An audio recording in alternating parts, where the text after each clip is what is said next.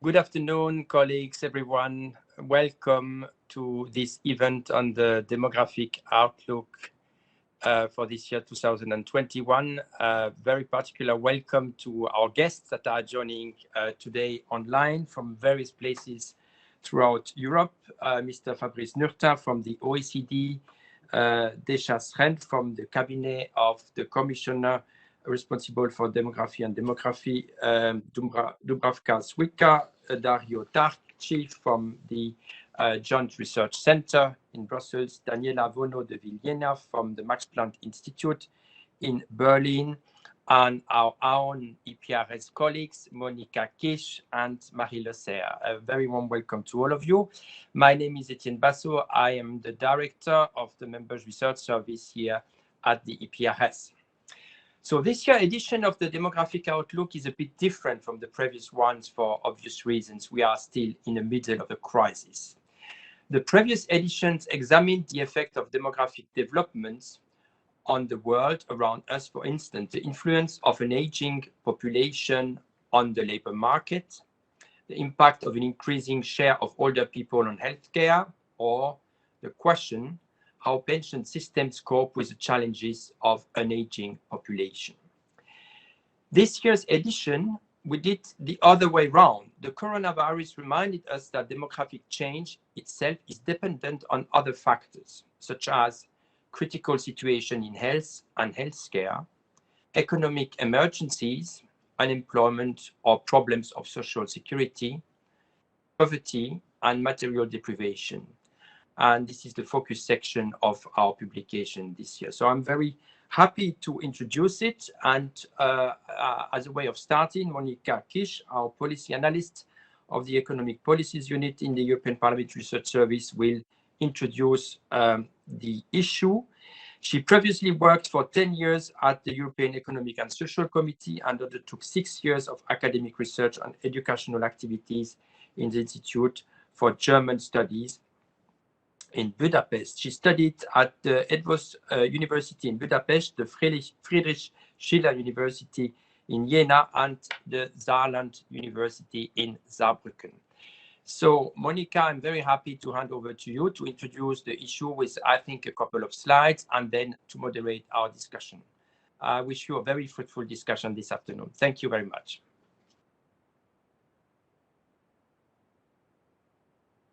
Thank you very much, Etienne, and welcome everybody and good afternoon. In the first part of our roundtable discussion, I will present our study. I will give you a big picture of it because the different topics will be exposed more in detail by the panelists. I would like to take this occasion and I would like to say thank you to all of my co-authors and all the people who contributed to this study and to this demographic outlook event. So I would like to have my first slide, please. As Etienne said, this year's edition of the Demographic Outlook for the European Union is a bit different from the previous ones. Also because our basis this year was the EU 27, so the EU after Brexit. And I would like to come to the next slide.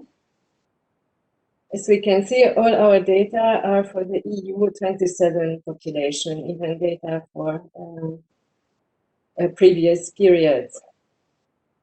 I would like to speak about, in the first part about statistics and what statistics do tell us, demographic tendencies in the EU. And in the second part of my presentation, I would like to raise the core issues of our study, the coronavirus pandemic, its implications on demography and poverty at global level and at EU level, and its implications on demography. So we can see from the statistics that the population of the EU is a shrinking proportion of the global population.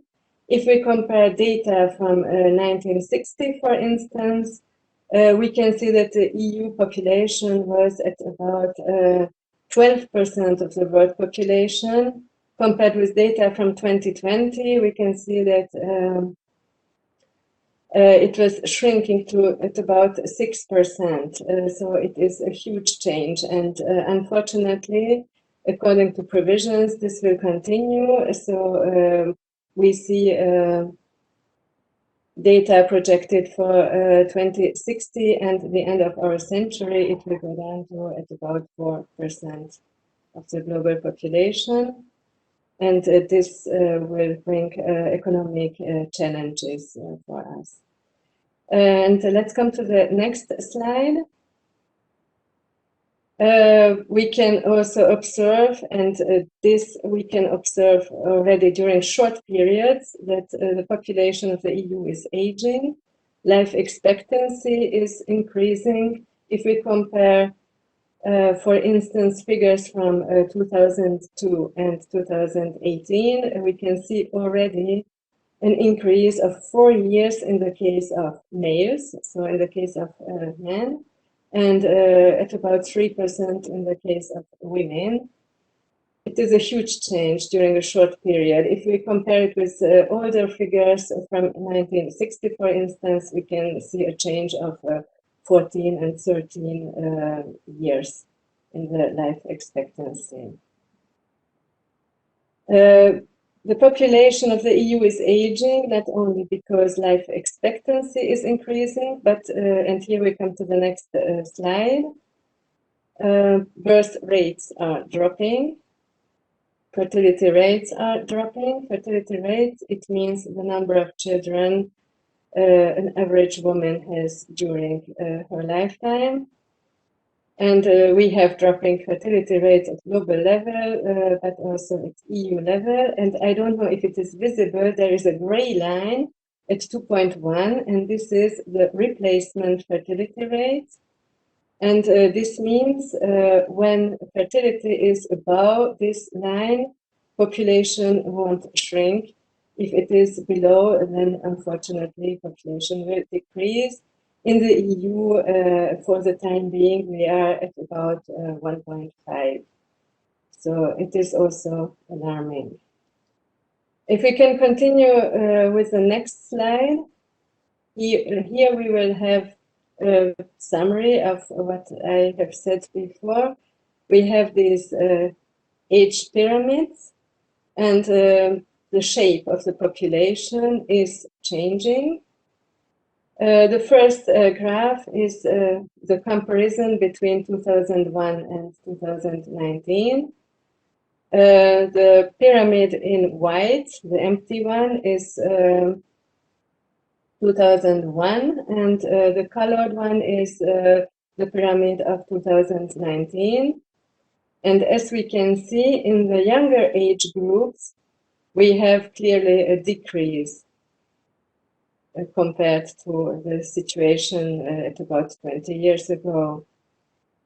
If we have a look at the next image, these are the pyramids of 2020 compared to provisions for 2050. And here we can also see this white shape on both sides. This means there will be much less people in working age. So this will be really a problem because the working age population will shrink considerably in the next decades. So policy responses are necessary. And here we come to the next slide. Demographic developments have to be tackled, and there are different possible responses on it. We can tackle it by birth encouragement, by social measures, social security measures, family support, childcare facilities, and also by increasing the proportion of the population on the labor market. This means increasing working age, reforming pension systems, harmonizing pension systems, and also encouraging the participation of migrants, further encouraging the participation of women on the labor market and of vulnerable groups. And as it has been said before, we have now to take into consideration a new challenge, and this is the coronavirus. And here we come to our next slide. The coronavirus pandemic, which had different influences on demography. I would like to point out two tendencies, but it will be discussed much more in detail by our panelists of Population Europe. The one is excess mortality. So if we compare deaths for the period between March and October in 2020 to the same period in 2019, so we can see that almost 30,000 more deaths can be observed during this period, with peaks in April and October. And another implication is possibly birth rates, lower birth rates, due to different factors, dropping employment rates, less migration because frontiers are closed, healthcare problems, and social security issues. And here we come to our next topic, which was the core topic of this year's edition of the Demographic Outlook. So please come to the next slide. And this is poverty exacerbated by the coronavirus pandemic. There are correlations between poverty and fertility rates, even if it is discussed scientifically, if it is direct or if it is also related to other factors. There are also age-related differences in poverty. So child poverty is not the same as old age poverty, and also, when we observe migration because of poverty is also age-related. But there's more information about this in our study. Poverty is also related to social factors such as gender, vulnerability, vulnerable social groups and family types. And poverty has also urban and rural aspects. And with this, I would like to finish my presentation, and we will come to the discussion with our experts from different horizons. And I would like to present our panelists today. I will go in the order of the presentations.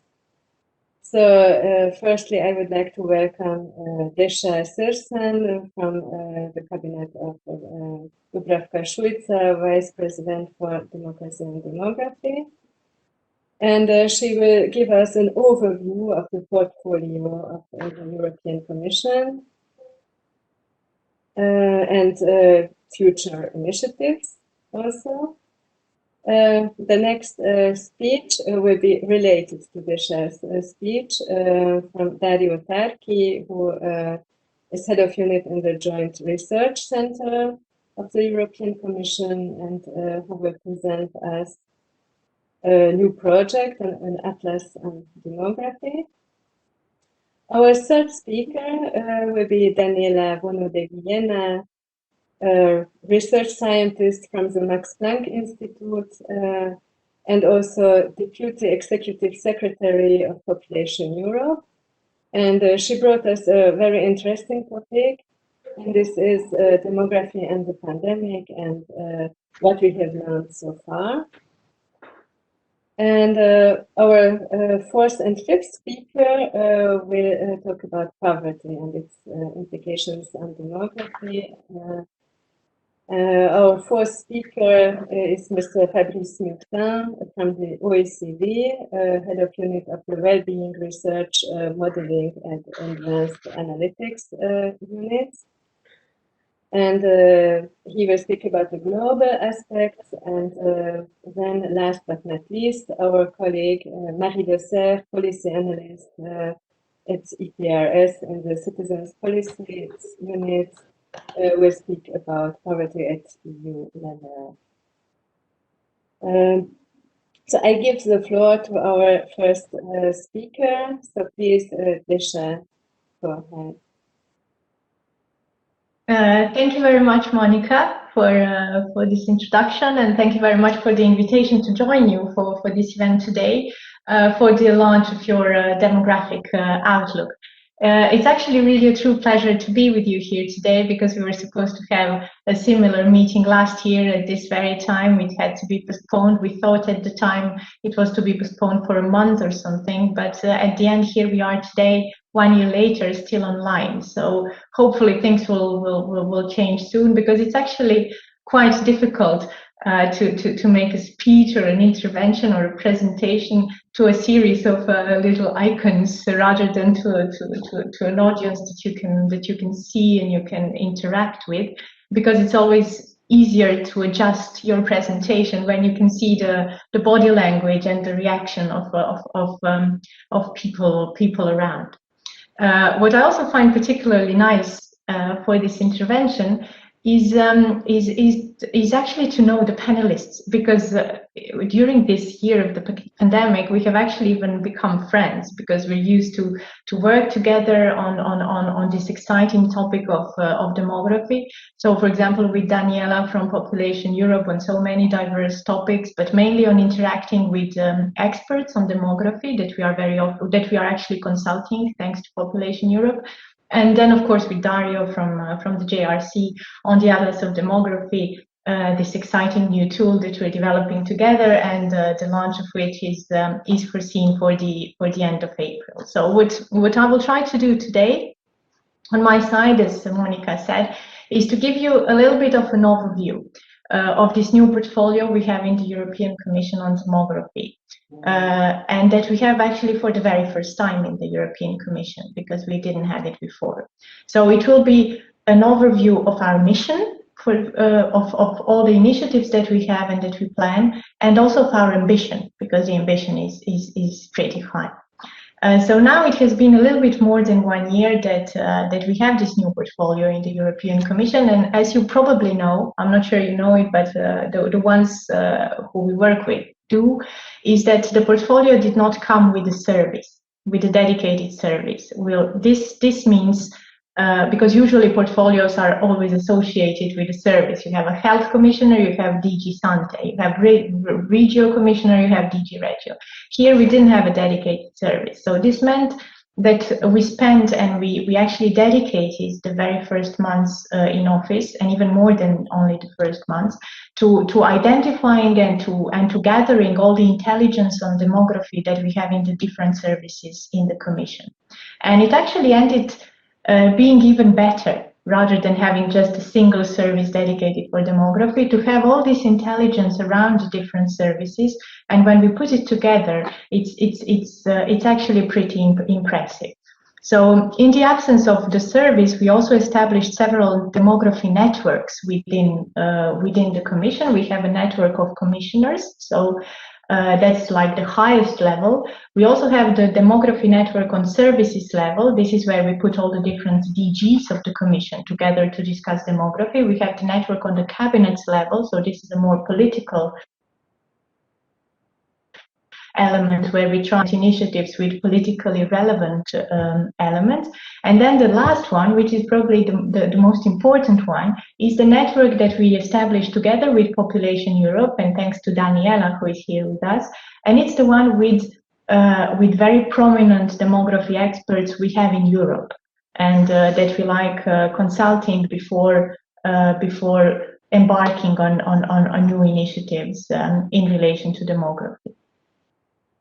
And so all this work, all this preparatory work and networking has actually resulted in the publication of the very first report on the impact of demographic change that we published last year in June. And that report became like a genuine point of departure of our work on demography in the European Commission. So what it was about, you have probably all seen this report. It was about identifying the demography trends and anticipating the impact that these trends will have on the European society. So I've seen Monika in your report, in the written report, that you are making a reference also to our report, and that you also build on its findings, and the different trends that you presented today actually do not change from one year to another. So the trends are very much the same. So we had initially planned to have this report on the impact of demographic change published at the end of March last year, and because this is what was specified in our mission letter. It was said to be published within the first 6 months. The problem was that it was in the very middle of the pandemic, and although the report was ready to be published, we actually decided to postpone it to see what the possible impact of COVID-19 was or was to be on demography, in order to factor it in this report that we published. And what we observed were actually two things at the time. So now it's to be seen if this has changed. So the first one was that COVID-19 did not reverse any of the trends. So, like, for example, if I take the one on having less children. So some were predicting like a baby boom due to lockdowns and things like that. So no, we actually continued having less children. So COVID-19, not only it has not reversed the trends, but it has even deepened the trends and reinforced them, because to continue with the example of having less children, not only did it confirm the trend with some minor exceptions in some member states, but it actually exacerbated those trends. So we have even less children with COVID. That's at least according to the Eurostat data, the latest ones that we have.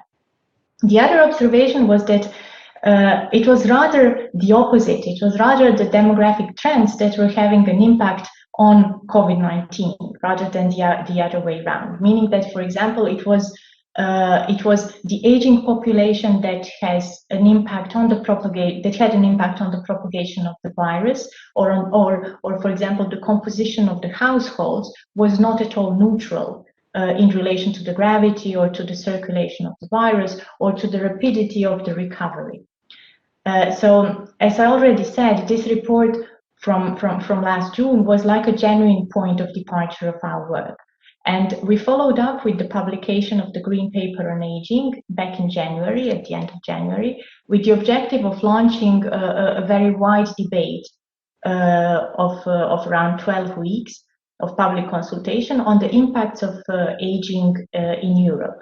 And this consultation is coming to an end before the end of April. And the reason why the first follow-up action was on aging is because it is obviously the major demographic megatrend that we have in Europe. Europe is becoming old, but old is not to be seen as all negative. It can also be synonym of health and healthy. And according to Eurostat, we do live longer lives and have longer life expectancies, like you said, Monika. But even more importantly, we actually live healthier lives, and this is what we want to actually work on. And in that situation, it was actually legitimate to ask ourselves how these longer lives that we're actually very lucky to enjoy can be more profitable for the society as a whole. Not to see aging as a burden, but actually to see it as a kind of a different opportunity to explore. So the report on the impact of demographic change from June was like a stock-taking exercise, a departure point. And then the Green Paper on Aging that we published at the end of January, that was the first follow-up, and it was a reflection paper. So after the stock-taking and the reflection, time for us in the cabinet was really to come with action. So last week, you have probably seen, we have adopted a strategy on the rights of the child and the child guarantee. And in June, the second half of June, we will present the long-term vision for rural areas. So these two initiatives actually go way beyond pure stock-taking and reflection, as they are framed around genuinely operational tools. So you have with the child strategy, there is a child guarantee that is part of the strategy. And for the long-term vision, what we have is an action plan, rural action plan that is underpinning the vision, and that is composed of flagship initiatives, of rolling projects, of very concrete actions that are very measurable and quantifiable. And here I use the opportunity also to turn to your report, not to your presentation, Monika, but to the report, because you tackle poverty in this report. And unless I'm mistaken, and I could be because I read it very quickly, I have not really seen references in there to our child guarantee. And it is important in relation to poverty because when you look at data only in 2019, I think that more than, it was 22% of children in the EU were living in households at risk of poverty or social exclusion. And that amounts to 18 million children in need. And with the child guarantee that we adopted last week, in addition to our children's strategy, our ambition is actually to break this cycle of poverty and social exclusion across generations. So just to say in a few words what this child guarantee do, and probably you do mention it in the report, but if you don't, it's actually interesting to see how we are also addressing it from the point of view of children poverty. So what it does, it provides guidance and tools to member states to support children in need. And it is about guaranteeing free and very efficient and effective access for children in need to early childhood education and care, to at least one healthy meal per school day that they have, also to adequate housing. And for that, the member states that are most concerned, that are most affected by this, must actually spend 5% of their allocated funds under the ESF Plus on fighting child poverty. So I'm not going to say much about the long-term vision for rural areas today, but this territorial dimension of demography is something we're very much focusing on at this very moment. So I actually hope that by not saying too much about it, there will be many questions on this long-term vision for rural areas, because I would really like to speak about it and to tell you how we actually plan to make rural areas vibrant and dynamic and attractive, and also the winners of the green and digital transitions that Europe is going through. And now to finish is, in addition to all this that we have published and we're working on, we have also worked a lot together with our joint research center and with Dario, who is here today with us, on actually developing this body of scientific evidence that is underpinning our reflection on demography. So what we did is that we published in the beginning of February the JRC report on the demographic landscape of EU territories, and we are currently in the process of developing this new exciting tool that is called the Atlas of Demography, and that will help capture the population change on a very granular territorial level, allowing really for better adjustments, anticipations, and policy interventions. So the value added of this atlas is not only exciting because of this geographic dimension that is very different and that goes beyond the NUTS levels that are usual in the European Union, but also because of this thematic dimension that Dario will for sure explain to you today. And that is the one that brings really on board of this atlas virtually all commissioners with stories on the Green Deal, on the digital coverage, on democracy and voting patterns. So it's genuinely exciting. So the first release, we will have it in April, and then we will continue with another one at the end of the year, and then in 2022 we'll have the global dimension of this atlas. So this is what makes of this tool something very unique and dynamic, and it will be virtually underpinning every Commission initiative that we will have, and placing demography as a genuine third transition. So we have green, we have digital, and then demography comes as a third transition Europe is going through. One last novelty that is worth mentioning today, also because we're in the European Parliament and you're part of the budgetary authority, is that we have introduced provisions on demographic challenges under the investment possibilities of EU fund-specific and common provisions regulations for the 2021 and 2020 until 2027. And this is important because demography is a challenge, and we need to help our regions and cities to cope with this impact of demographic change. So this was, in a few words, what we have done over the last, or what we are about to do over the last year. And one last element I wanted to mention is the work that we're doing with Daniela and with Population Europe about consulting very prominent demography experts in relation to the next steps, and also in relation to the mission letter that we have in developing this specific portfolio. So one of the first next point we will most likely tackle, and we will have a next meeting with experts at the end of April, is the question of acute population decline in some regions of the European Union and the brain drain. So this phenomenon of population decline is, as I said, it's particularly acute in some regions, but it's affecting virtually all member states, not at the same level, but sometimes it's the movement from rural areas to capital areas. Sometimes it's a movement from one member state to another. But the fact is that this is something that cannot just be left unhandled.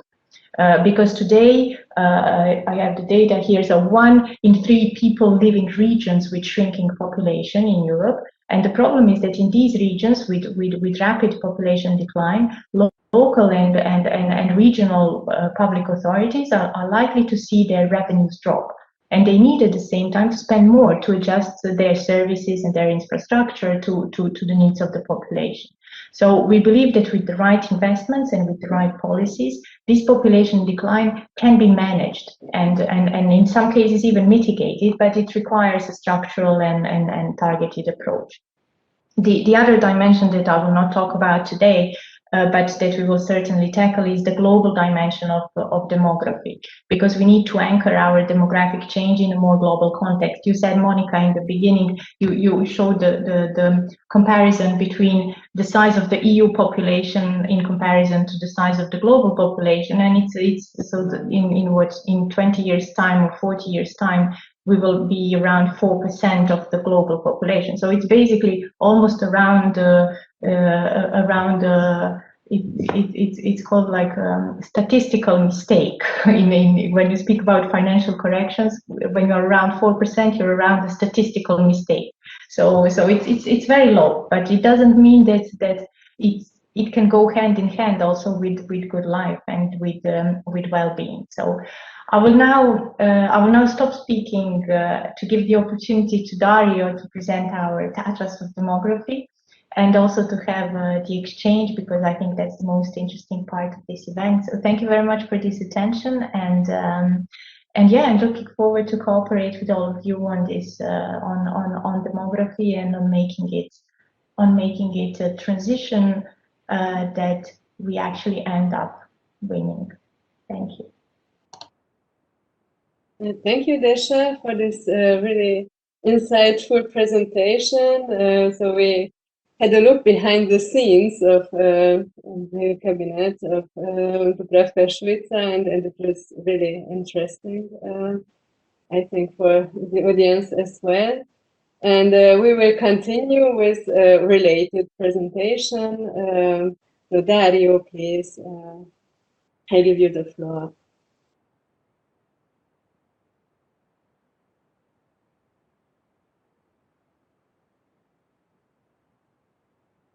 Dario, could you please unmute yourself? Hello. Hello. Can you hear me? Yes, now we can hear you. Oh, hello. Good afternoon to everybody. So thank you very much for your introduction, and thank you very much for inviting us to this event. I'm really delighted to be part of this event and to have a great opportunity present an important piece of work of the Knowledge Center on Migration and Demography. Maybe I think that I can share, yeah, try to share my,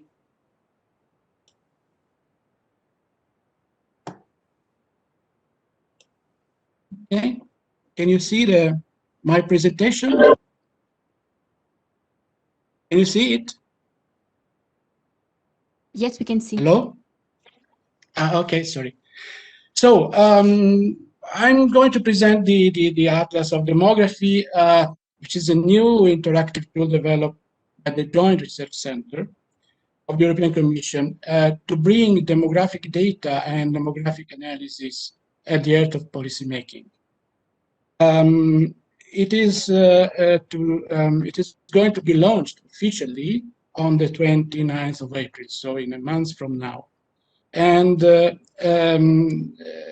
I also would like to thank Deša for the nice introduction and excellent summary of the Atlas.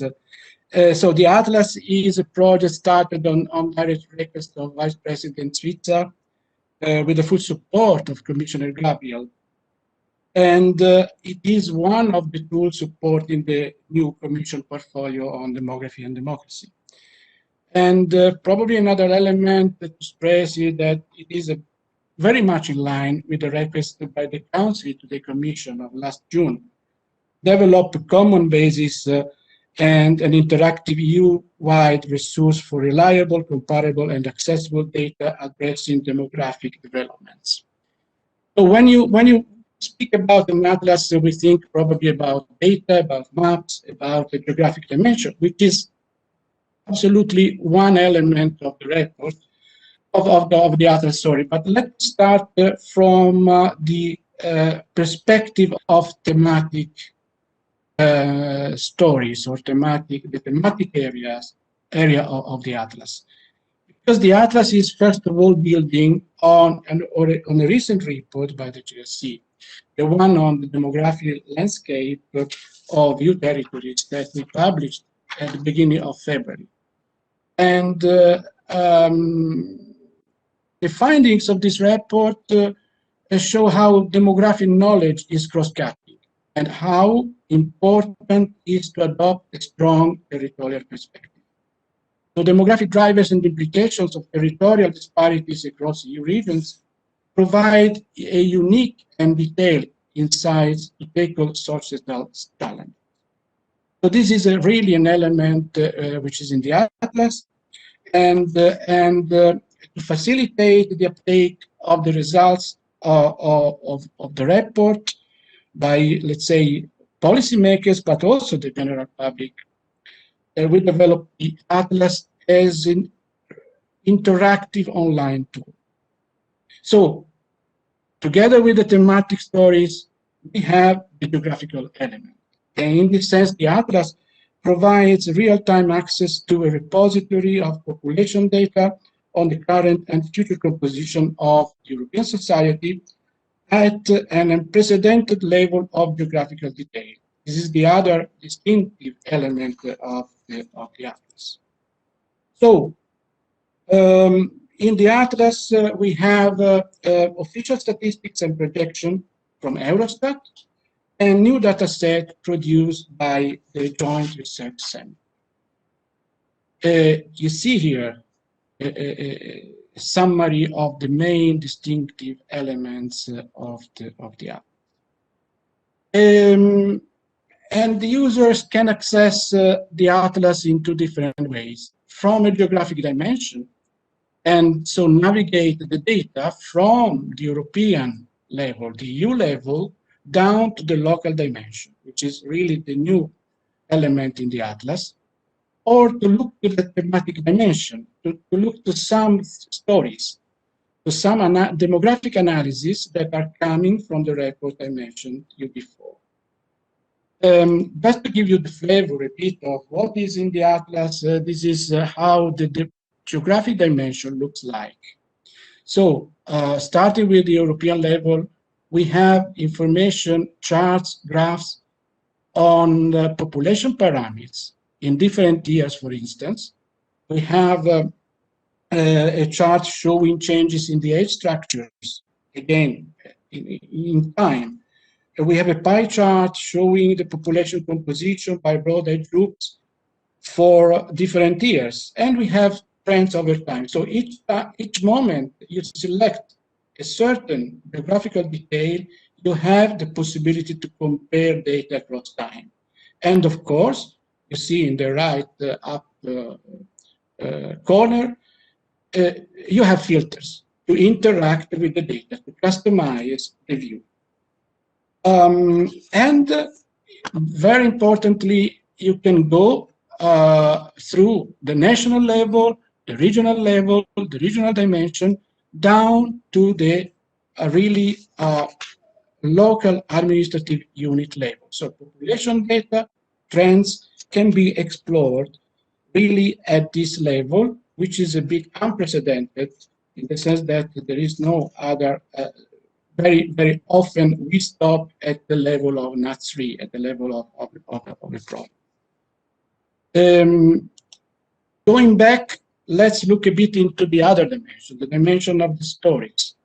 That you will have the possibility to access on the right bottom corner 6 stories, which are actually coming from the report, and which are addressing these arguments. See, so we have a lot of important themes, and again, all of this is approached using a very detailed territorial approach. And this element is really important in the analysis that we have here. Each of these stories is a dashboard into the atlas. It's a dashboard where you have key messages, you have the analysis, but also, and this is really the new element, you have the possibility to navigate, to interact with the old data which have been used to produce the analysis. So you can really see how the data are, the evidence is supporting the analysis. Now, what is the atlas will be launched on the 29th of April, I already told you, but there is already a quite clear plan on future developments. First of all, I think, and here you have here the main releases of the atlas, but the atlas is a living tool, so is an interactive tool, so it can be really, let's say, modified and adapted on almost a daily basis. But we already planned some major releases, which corresponds to the integration of new data sets. So by the end of this year, we plan to have inside the atlas much more data concerning, in particular, demographic determinants, so all data about fertility, mortality, net migration down to the local level. We intend to integrate youth population projection from ESTAT, the most recent one, and many other indicators at local level, like, for instance, accessibility, the one related to the accessibility of the services. The next release will be at the end of next year, where the important element there is that we intend to expand and to have a global coverage and develop further the foresight dimension with elements that we really feed into demographic, into foresight, the foresight dimension and the foresight analysis. But in addition to the data part, there is quite a lot of interest in developing additional stories and extend with the story to cover additional policy areas. We already see a big interest to extend the demographic analysis to other policy areas. And in this respect, the Atlas is ready to accept many new stories. And since this is absolutely essential for us, for the DSC to collaborate quickly with the policy side on this area, I think that in this context, also we will be absolutely delighted also to collaborate with European Parliament. So, okay, I think this is more or less what I wanted to show you, and of course I'm more than available to answer to any questions and you may have and provide any further clarification. Thank you, Dario, for this detailed presentation of this really promising tool. And I think also we at EPRS, we will be able to profit from all this detailed data and demography. And we are looking forward to the publication of this atlas. And I would like to encourage the audience to put your questions on the Q&A chat. If you have questions, comments, or if you would like to share something, so please feel free to do this. And now we will come to our third speaker, Daniela VONO de VILHENA, who will speak about coronavirus pandemics and demography. So please, Daniela, you have the floor. Thank you so much, Monika. Good afternoon to all colleagues who are here today. It's a big pleasure to join this panel. I'm delighted to see all of you here. Deša, who very, very generous, said all that we have been doing together the last months. It's really a year where we can see that many tragic events happen, but also from our side, lots of collaborations started really producing fruitful outcomes. So I'm really pleased to be part of this event today. And I have much less time than the previous colleagues, so I'll try to be very assertive in my presentation, but if you have questions, of course, we'll have the time afterwards. So I'm sharing my slides now.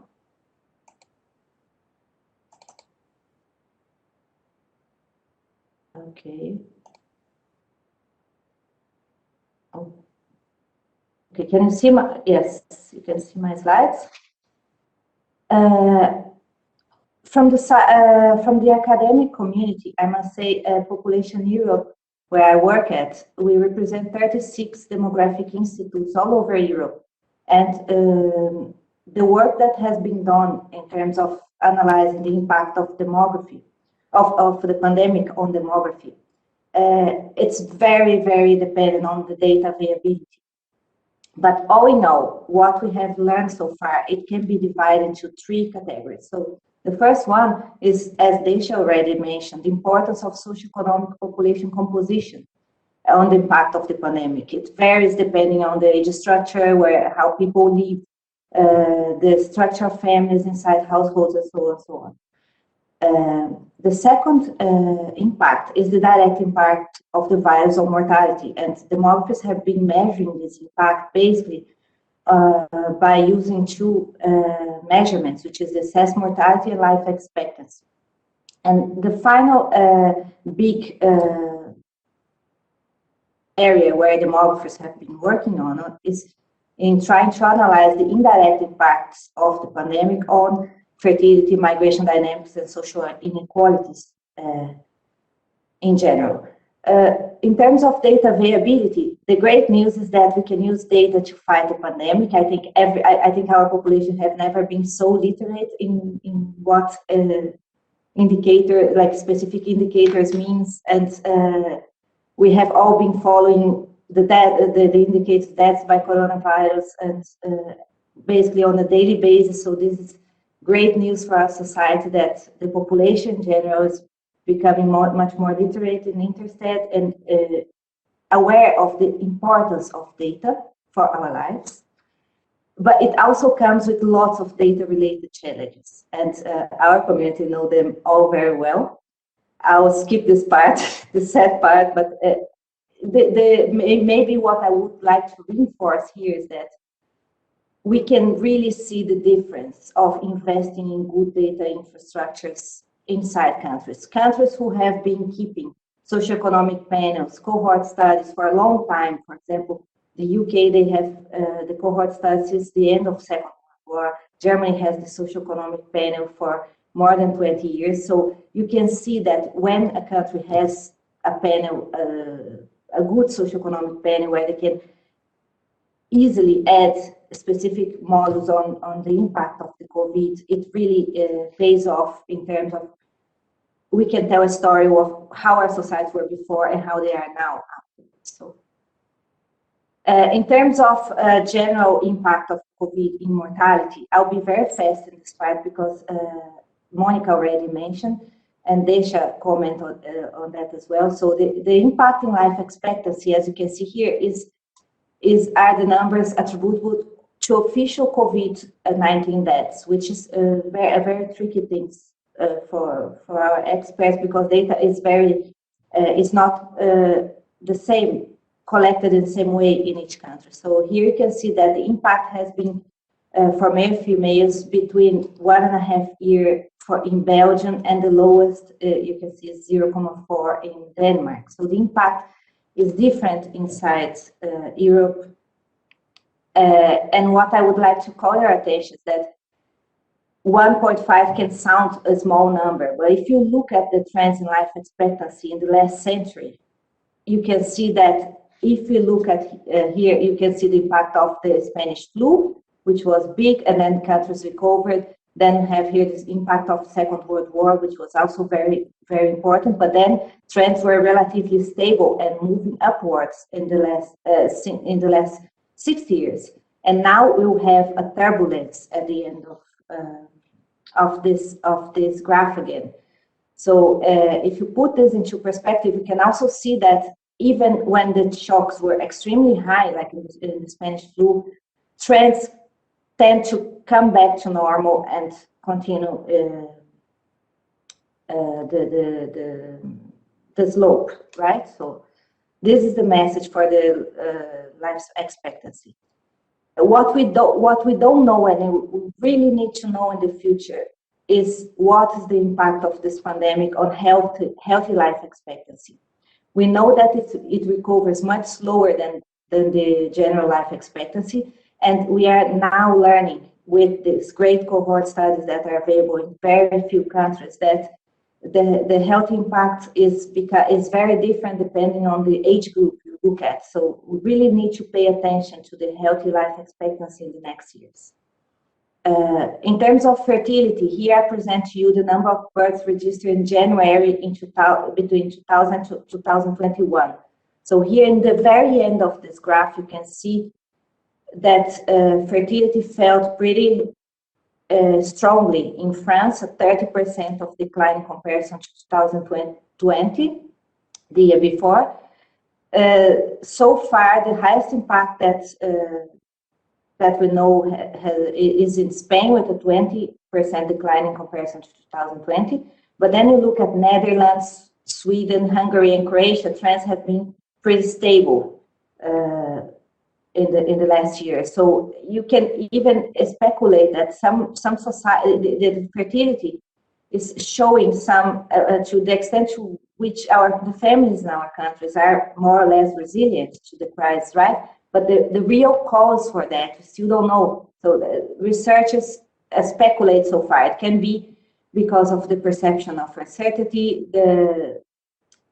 what our welfare systems are providing to families, what's the role of grandparents in childcare in our societies, and also the fear of visiting doctors during the year of pandemic. So, but this is something to be studied. So from my side, what I can say is that once the pandemic is over, the mortality trends are expected to improve quickly. But we don't know what will be the impact on healthy life expectancy. The number of births might be depressed for many years, as previous crisis has already shown. But we have also quite a lot of evidence so far showing that there has been an important increase in inequalities in our societies due to this pandemic, and also new vulnerabilities coming out. So, for example, the school performance of kids, mental health, young and adolescents, they are being very affected by mental health issues in the pandemic. Lots of gender inequality increasing, but also interesting trends happening. For example, there's a study here in Germany showing that men, and mostly the lower educated men, helping much more with childcare than they used to before. So that are also good news. But we still need to know a lot more. There's, for example, the school to, what is the effect is for school to work transitions for our youth, Will grandparents be able to play the important role in childcare that they used to play so far in Southern European countries, and so on and so forth. And finally, I would like to highlight that the effect of this pandemic is as strong in social areas as it is in the biological areas.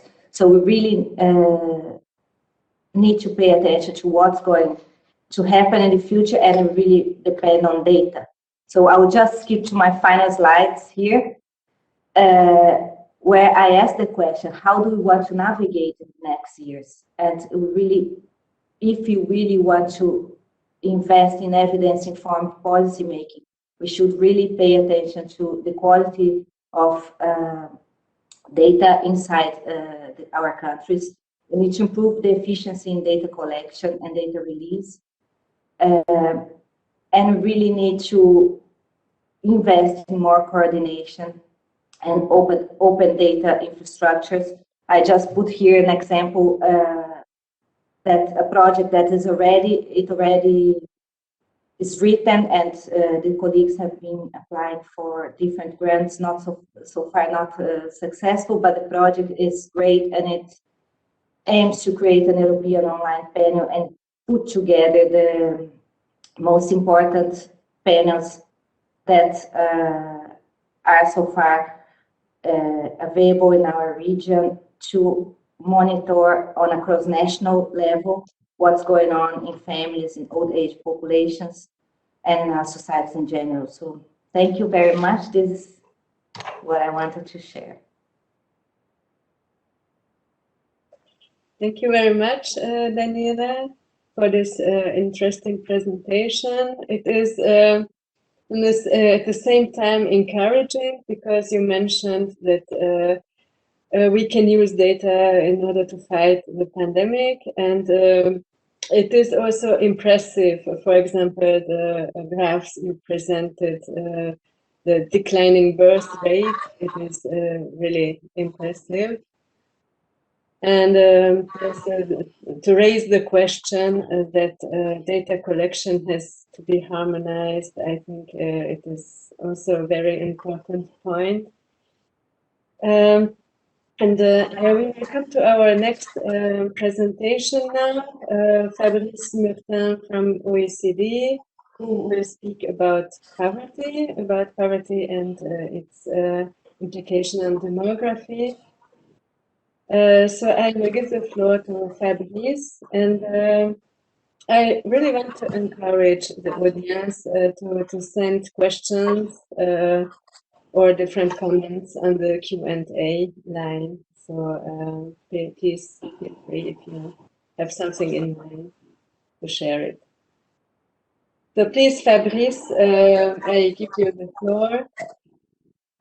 Thank you, Monika, and good afternoon, everyone. Please, I will share my slides now.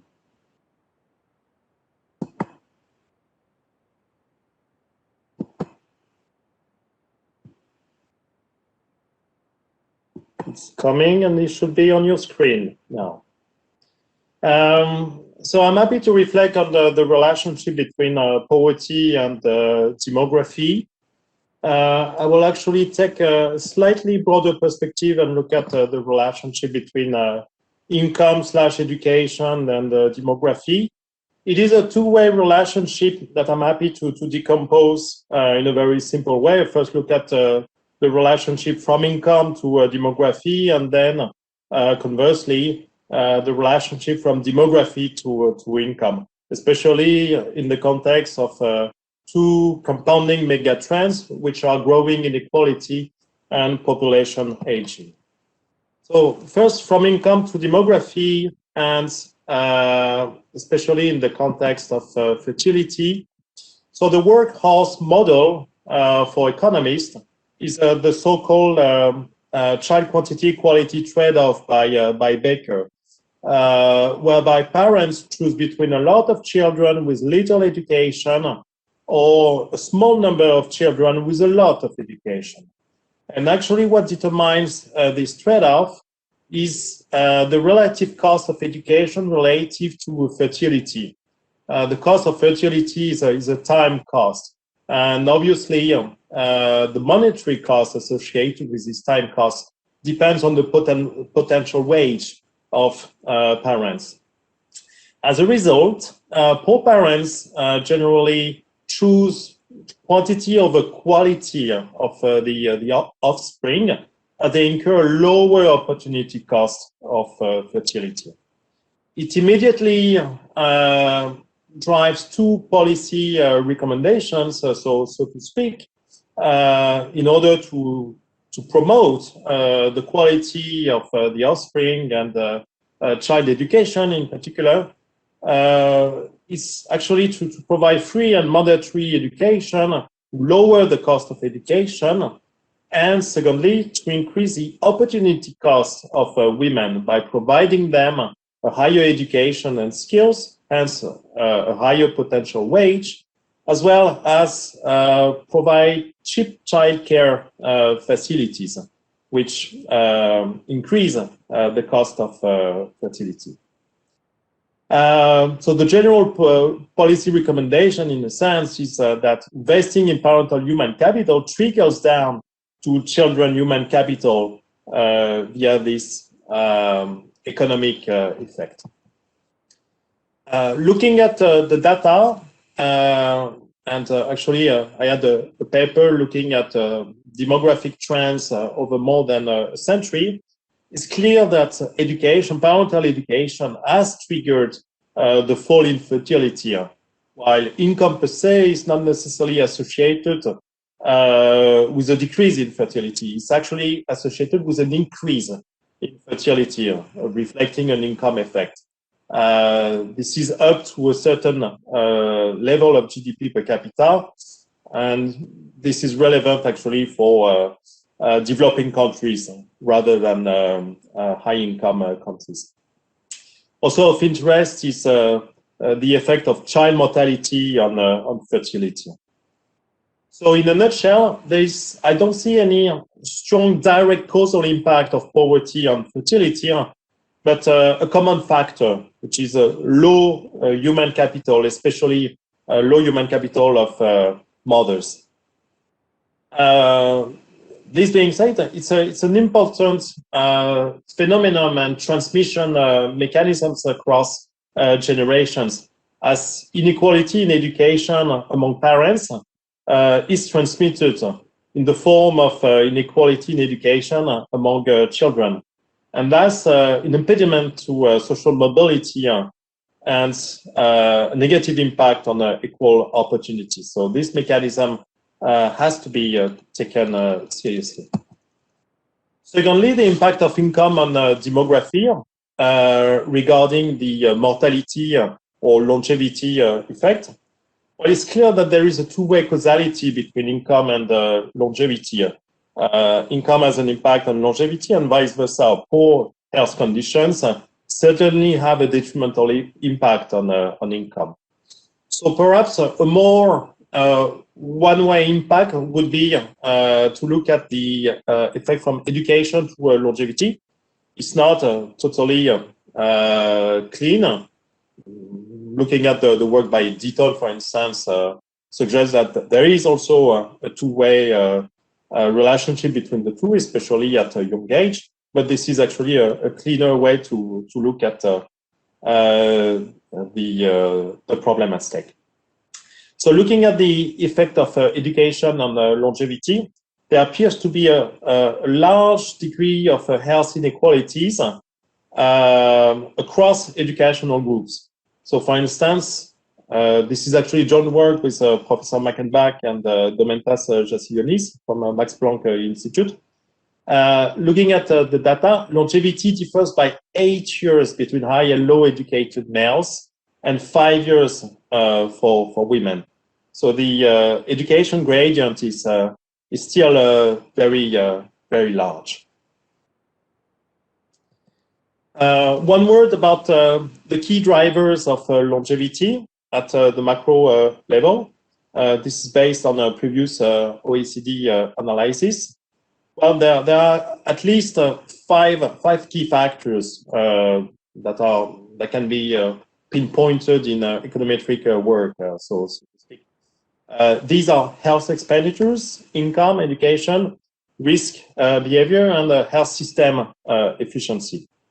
So you can see here on this graph the impact of doubling the amount of health spending, or dividing the share of people smoking by 2, same for alcohol, and the impact of doubling income or educational attainment.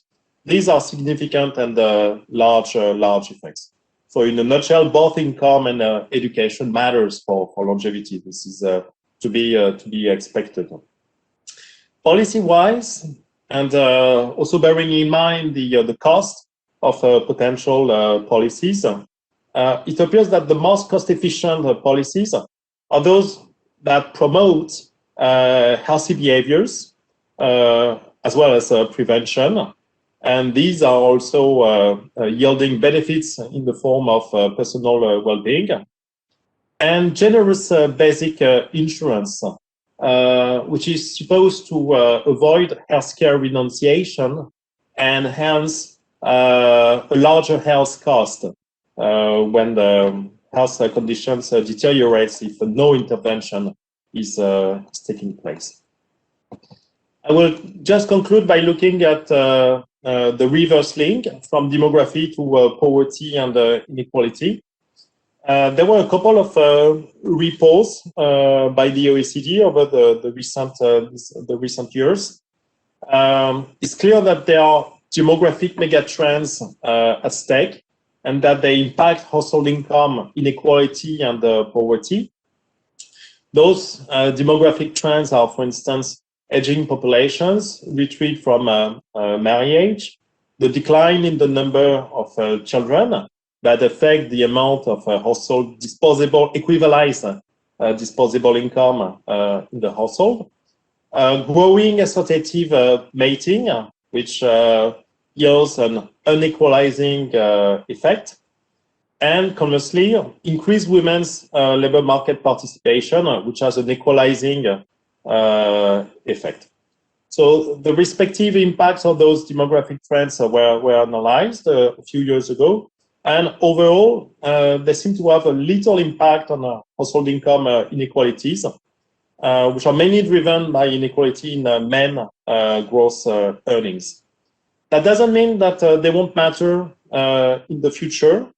And actually, there was an entire report devoting to the question of aging unequally, the fact that population aging may compound with growing inequality, and the fact that entire cohorts, particular female cohorts, may have poor attachment to the labor market and may finally end up with very small pensions in the future.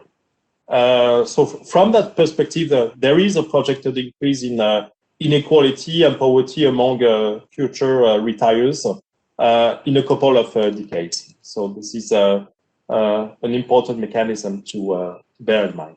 Thank you.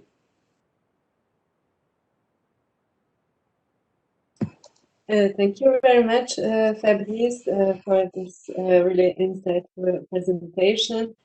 And here you had also presented spectacular figures, for instance, the correlation of income, education, and longevity. I found it particularly interesting.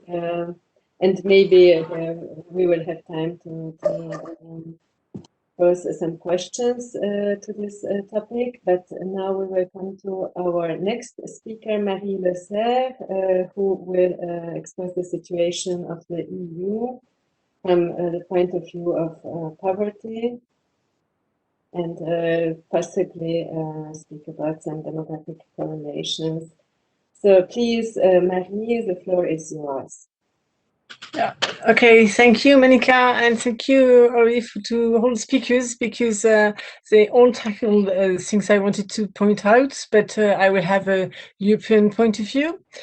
What I would like to say is that the COVID-19 pandemic contributed to an increase in unemployment, as Monika said, and general uncertainty and anxiety.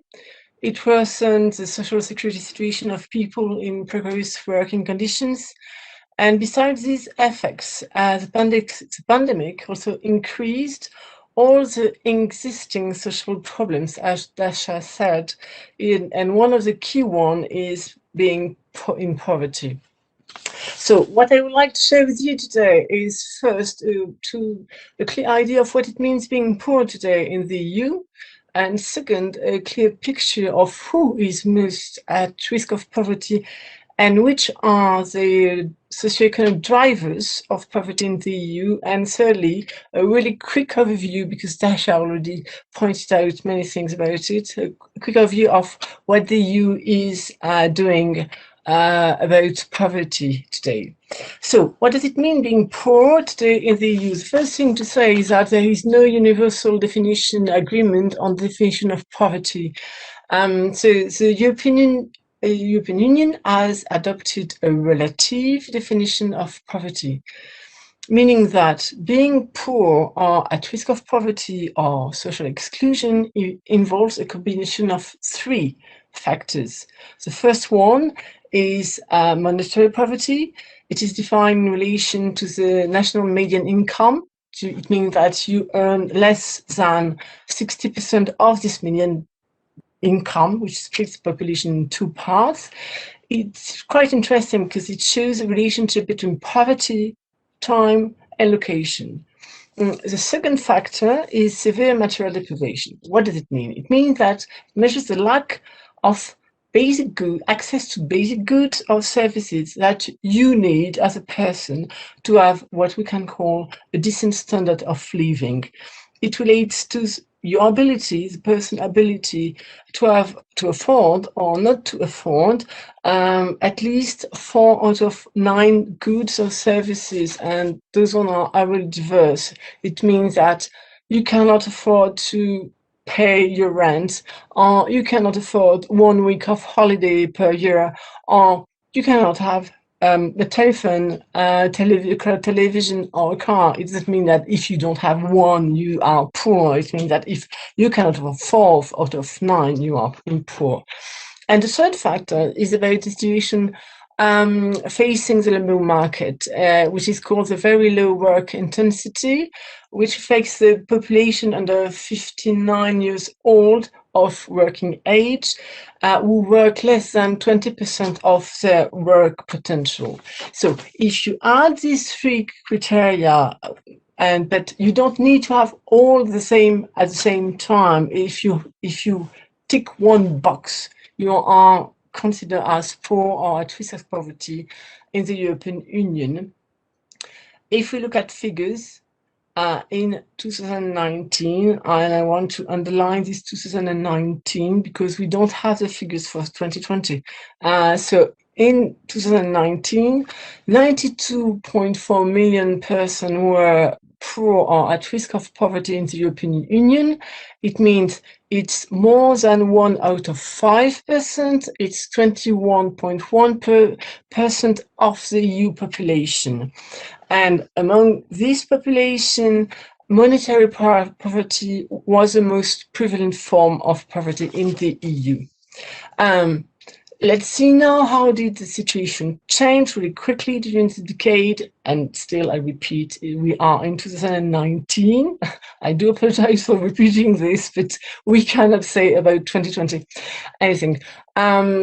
There was a peak in 2012 of 108.7 million persons. It decreased till 2019, but we have to wait for the new figures. So if we want to focus, I will focus on two things, just about age and social determinants and inequalities. There are large differences when analyzing the risk of poverty and social exclusion by age. As Deša said, child poverty is a big issue in the EU today. But in 2019, there was just a slight shift. The highest risk of poverty and social exclusion was recorded for the young people, those aged from 18 to 2024, with 27.8% of this population being at risk of poverty compared to the 21.1% on the average. This is really huge, and as we know that we have already a lost generation with the 2008 crisis, with the COVID pandemic, it is a huge risk for this generation. The person who are facing the lowest rate of poverty were those aged 65 years old and over, with a percentage of 18.6%. And as Deša said, we have to point out about children, because the youngest age group, under 18, also faced a relatively high risk of poverty with 22.5%. Age is a determinant, but so the appartenance of a social group is also key. Depending on the social group you belong to, the risk of poverty is really varies a lot. Let's have a quick look at some of the most important drivers. Fabrice pointed one really important, which is education, which reduces the risk of high poverty or increases, depending on which side you are of the spectrum. A second point is really key, and which is gender. Gender is a key social driver of inequality. Women are most at risk of poverty or social exclusion, and the risk is higher when you get older. This is the key issue. Why? Women continue to be underrepresented on the labor market, and the employment rates usually remain lower than men's. In 2018, the employment rate for men in the EU was 78% compared to 66% for women. And when they work, they are more often working in low-pay sectors. This was a key issue and still a key issue with the COVID pandemic, and we have seen it in the media.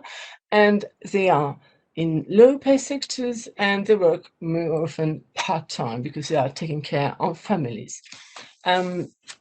The third factor is the composition of the family, and Fabrice also pointed it out, that this has a direct impact on the risk of poverty. The risk emerges as soon as there are children to look after at home, and it rises as their number increases.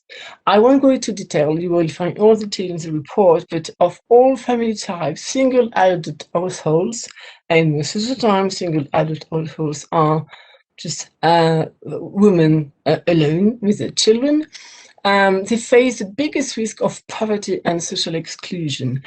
And last but not least, it is also a key indicator as regards how to see how poverty is driven in the EU. You have to look at your position on the labor market. And something I wanted to point out is that just even if you have a work, if you work today, it's just it's not preventing you from being poor, with the development of precarious situation, which has increased what we call work poverty.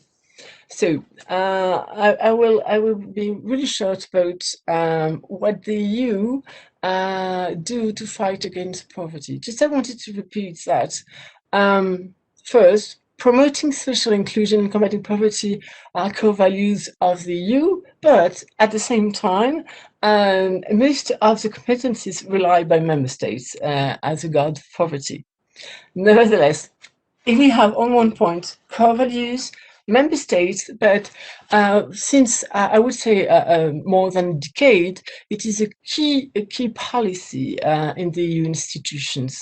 But I will go the other way around. I will not start from the beginning, but we will start from what the EU is doing now, or what the EU has tried to do to remedy to the COVID-19 crisis and help the most deprived. Exceptional measures were taken to respond to the COVID crisis. because these crises are created specific risk for the most deprived and pose an unparalleled challenge for the action supported by the EU as regards the poorest. But the EU reacted really quickly in April 2020 with the adaptation of the Fund for European Aid to the Most Deprived, the FEAD.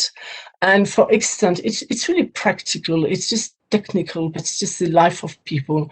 For instance, elderly vouchers have been introduced to deliver food aid and basic material assistance to reduce the risk of contamination, both for the most deprived, but also for the volunteers, and that is really important. And FEAD money has been made available for buying protective equipment for volunteers. That's something really important. And that's not the only thing. That's also to face the acute labor market crisis. Most deprived, the EU has taken initiative to address immediate needs and mitigate negative impacts on employment and social policy.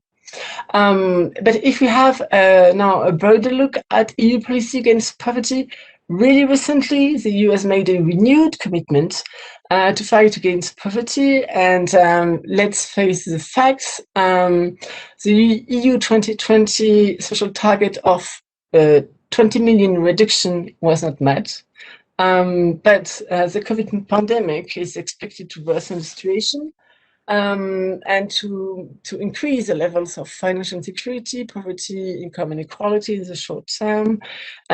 So we have seen that the European Commission, in its recent action plan to implement the European social pillar, has set a new target of lifting out of poverty or social exclusion 15 million people and at least 5 million children.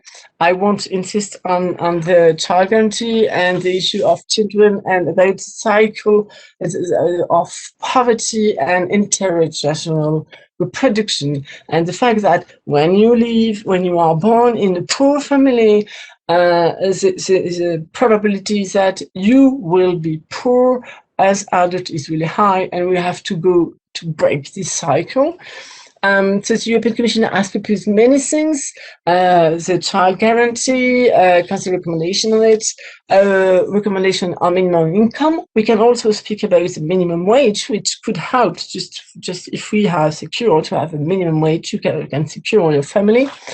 Also combating homelessness, as housing costs are a part of your income, and also just the risk of being poor. That will be an initiative. And I just wanted to conclude that to give a broad picture that poverty is a growing priority on the EU agenda, and with the crisis. And over time, the EU has become really well equipped with statistical tools, legal powers, but above all, I would say it has set itself an ambition, a really high ambition. And let's hope that the EU will keep this ambition high. This is needed more than ever, would I conclude with. Thank you. Thank you very much, Marie, for this very detailed picture, and in particular for raising the topics of in-work poverty, because it is really important, and the connection of vulnerable family types and poverty. And I think we received some questions through the chat, so I think we still have the time for a couple of quick questions and answers. The first question is addressed, I think, to Deša. It comes from Jan Beverström. And but if the other participants would like to add something, so please feel free to add also your answer or your reaction to this question. The question is, would people moving to cities like to return to the countryside? What would persuade them to do that? would we, sorry, I try to, yes, basically, if life in cities has a greater prestige or something like that, is it not too presumptuous for us? So it is basically about people moving to cities, and if there are any means or incentives to make them return to the countryside, if there are any incentives at EU level to do this. So, Monika, am I supposed? Do you want me to answer, or are you bringing in the questions? Or? I'm quoting this question. Okay. Well, this is the whole topic of our long-term vision for rural areas, because what we observe is that rural regions are actually facing this very acute population decline. Sometimes the first step goes from rural region to capital region in the country, and then the second step is actually from that capital region in one country to go to another member state. So the question is how to make rural areas attractive, because it's kind of obvious that the urban centers are active, especially for young populations, because they are close to this whole to everything that is going on. Now, as much COVID-19 has been a tragedy, it has also revealed many elements of attractiveness of living outside of city centers, because what makes cities attractive is the fact of being close to cinemas, to theater, to offices, to restaurants. And what happened during COVID-19 and during lockdown is that all of that is actually, it's disappearing. So what's the attractiveness of living in the middle of Paris or of living in the middle of Brussels? Is it actually nicer to be enjoying healthier and greener lives in the suburbs, or is it better to live in a in a tower in the city center and not being able to go out of your apartment? The other thing is teleworking.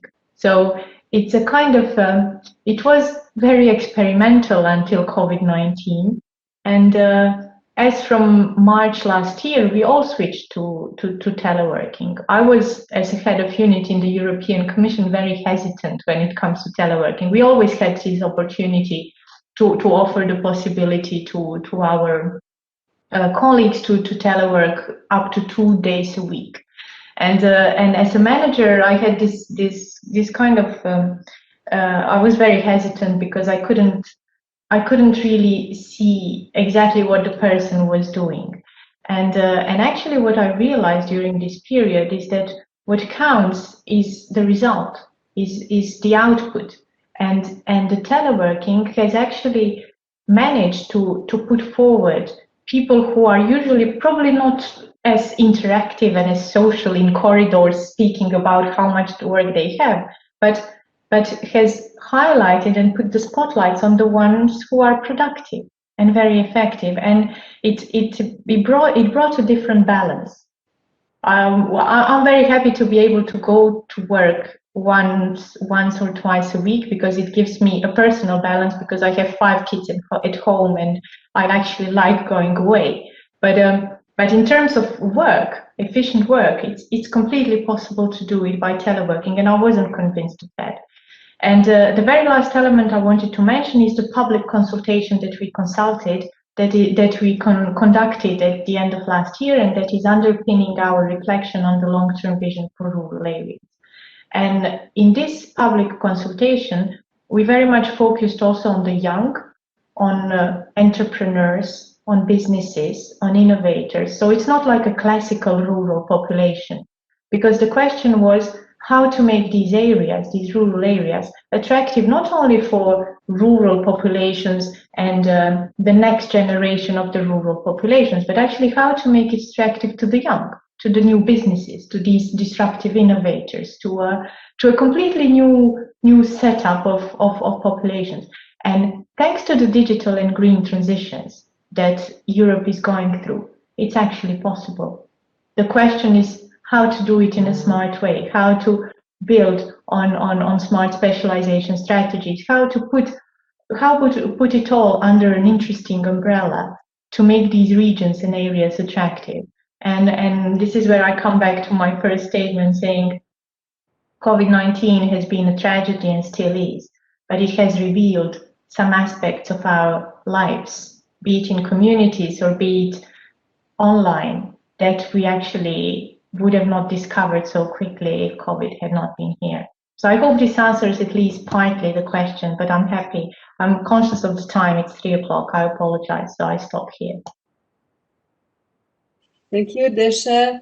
Maybe there is still time to take one more question. I don't know, the hosts, organizers. We will take one more question, and then I will give the floor to Etienne for some closing remarks. So there is a question from Jonas Kataj, who asks, at the macro level, is the declining fertility rate reducing the rate of growth of living standards in the EU? Might be one to Daniela or Deša or other participants. So basically, just to say that from my side, I haven't heard about this association, and it's not something that our community is really looking at. The macro level, we look at population dynamics. So I apologize, I cannot answer this question. Yeah, I also cannot answer it from any expert side, but intuitively speaking, the fact of having less children does have an impact when it comes to the labor market. So unless we compensate the fact of having less children by other elements, which is completely possible, it can be by automation, by robotics, by migration. So it's not like it's not like having children is the only way. Especially speaking as a woman, I think that it's very important to encourage women to pursue. You know, I unfortunately well, I love my country, but in my country, very often you're defined as a woman if you are a mother, and it's something that is extremely tricky and very, very difficult to accept as a woman. So for me, the declining birth rates go also hand in hand with the level of education of women and with the wish of having the life you want to have as a woman. And so if things are organized in a clever way and in a smart way, the declining birth rates can be anticipated in such a way that the gaps on the labor market are filled with by other means, be it by. Can I jump in your? Yeah, but this is very personal. This has nothing to do with your personal perspective is really illustrate the reality, because what's that, like, I didn't get the questions right, but after your intervention, I can certainly contribute. What studies have shown from demography is that when we look at the impact of fertility, you really need to take a holistic view. So when you look at decline of fertility and say, okay, our population is going down and nothing, like we are fated to fail, you are not, first, very important, you always need to put international migration to this equation. So what's the role of migration in keeping a healthy working force? The second thing is that in many of our European countries, still women are not participating in the labor market as it would be expected them at this point in time. So we still have this saving amount of women who do not participate in the labor market. And also, youth unemployment is still very high in many societies in Europe. So you still have to really work into making young people really part of the labor market society, of the labor market, and then you can talk about fertility impact. So the evidence goes pretty much in line with what you shared as a personal view. And just to add to this, you know, shrinking can be also smart shrinking. So if we are to shrink, let's make it a smart shrinking and not a not a destructive one. The one that goes hand in hand with good living, with well-being, with good quality of life, helped with the green and digital transitions Europe is going through.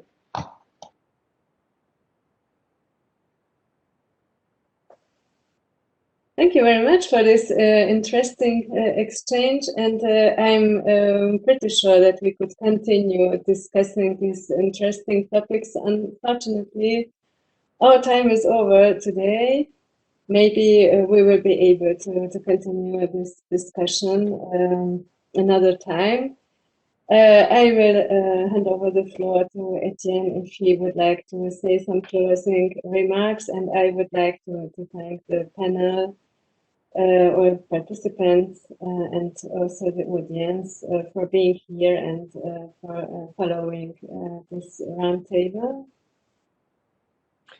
Thank you very much, Monika, and many thanks to all our panelists today. I think it has been an extremely rich discussion. I think our discussion has shown today that at the first glance, one might think that the impact of coronavirus on demography is just about, the pyramid of age. It's just about the birth during that question, but we could see today that there are a lot of implications about poverty, about the labor market, about exclusion in societies, the situation of young people, and so on and so forth. So it shows also that it's extremely important that we as institutions cooperate on this issue. It's by definition, by essence, a cross-cutting issue where we need cooperation. It has been put now at a high level in the Commission, in the sense that we have a commissioner responsible for that issue. It shows how much important it is, and how much it's important that in the Parliament we cooperate also with the Commission and especially the GRC. I'm very happy also to say that I consider this event and our cooperation on the issue of democracy as part of a continuum of cooperation that has been structured recently with the GRC and that has the vocation to increase and to be more developed. I'd like also to mention the work that is conducted in the framework of the ESPAS process, where we look at foresight, we look also at capabilities, and the EPRS has created recently a unit dedicated to foresight and capabilities that is dealing also, that has a vocation to deal also with that issue. I would like also to encourage you to read actually the various papers that have been mentioned today, the Atlas, which is soon to come, the publication of the OECD, of course, our own publication about the demographic outlook for this year.